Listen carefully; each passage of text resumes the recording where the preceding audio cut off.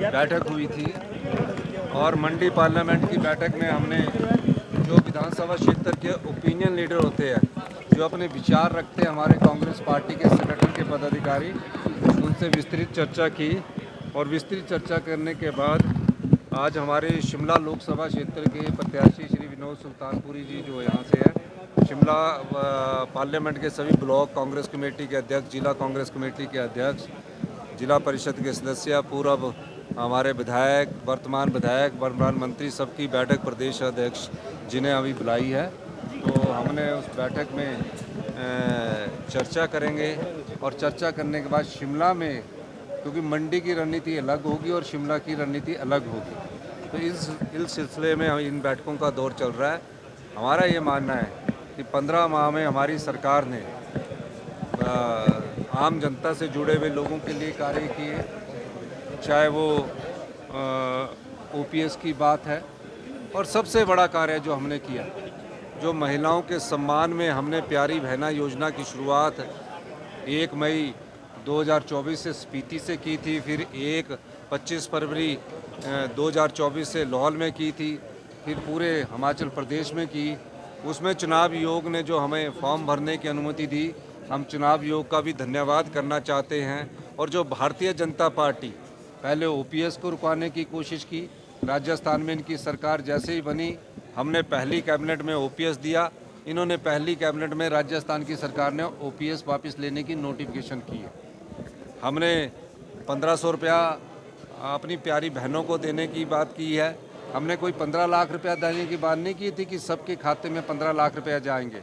हमने 1500 रुपये देने की बात की है और 1500 रुपया लाहौल स्पीति की सारी बहनों के खातों में चला गया है। और 2,37,000 महिलाओं का, जिनको 1,000 रुपया पेंशन मिलती थी, उनके खाते में भी 1500 रुपया चला गया है।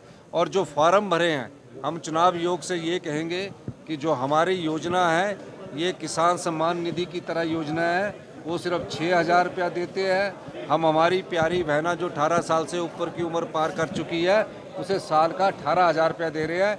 ये ऑन गोइंग स्कीम है, इस पर किसी प्रकार की रोक भारतीय जनता पार्टी के कारण नहीं लगनी चाहिए। और भारतीय जनता पार्टी रुकवाने का काम करती है, चाहे वो ओल्ड पेंशन स्कीम है उसको रुकवाने का काम किया, चाहे 1500 रुपया उसको रुकवाने का काम किया, चाहे आपदा में हमें जो स्पेशल रिलीफ पैकेज मिलना था, उसमें तीनों सांसद जो चुनकर गए हुए थे, उसमें हमारे सुरेश कश्यप भी चुनकर गए थे।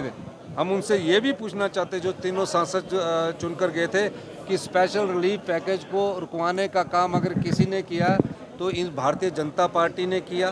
क्योंकि जयराम ठाकुर जी ने जब प्रस्ताव लाया आपदा पर चर्चा का, और हमने बोला आपदा के प्रस्ताव के समर्थन में आप लोग खड़े होइए, तो वो खड़े नहीं हुए, पूरा विधायक दल बैठा रहा।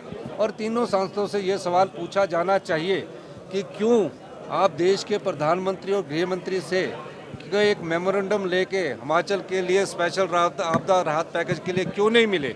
इस सवाल का जवाब ये सांसद सुरेश कश्यप दे कि आप ये बताइए, जब प्रदेश की इतिहास की सबसे बड़ी तबाही का मंजर था, तो सांसद सुरेश कश्यप जी कहाँ छिपे हुए थे? भारतीय जनता पार्टी के जो विधायक दल के नेता वो कहाँ छुपे हुए थे? इन बातों का जवाब हम जनता की अदालत में जाएंगे, हम सच रखेंगे। और ये बार बार झूठ बोलते हैं, और झूठ से सच्चाई को टाला नहीं जा सकता। झूठ बार बार सच से टकराता है, जीत अंत में सच की होती है।